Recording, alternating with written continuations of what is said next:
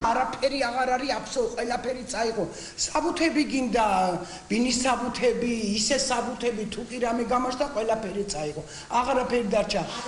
ავეჯის საერთოდ, ავეჯია დანგრეული, აი ძირს არის ტახტები, აი რასაც ხედავთ ეს არის. მაცივარი ტალახშიელო, რო შემოვედით მეორე დღეს, სულ ყველაფერი აი ეს უხნის ავეჯი მარტო ზედა მხარე დარჩა, დანარჩენი სულ მოწყვეტილი ძირს ეყარა ყველაფერი. ჯერეთი დაზარალებული ვარ. კაციშვილი არ მოვიდა, გუშინ ვიყავი მერიაში, მერიამ გამაგზავნა გამგეობა. გამგეობას რო დავრეკე მითხრა ჯერ ისე ყურადღებაც არ მომაქციეს მოვლე ხვალი აღწერაზე და აღწერავენ კაციშვილი არ მოსულა გაზიდან დამპირდნენ არც გაზი მოვიდა არავინ არ მოსულა რატო არ უნდა მიხწერო არაფერი აღარ გამაჩნია თუ კი საბუთი იყო თუ კი ჩასაცმელი იყო სხვები როდემდე დამეხმარებიან საოპერაციოდ ფულს ვაგროვებდი რო არ დაფინანსებულიყავი ოქროც ხონდა ახლა წყალწაღებული არ ყოფილა ახლა დამში წყალწაღებული ჩვენთან არ მოსულა რომ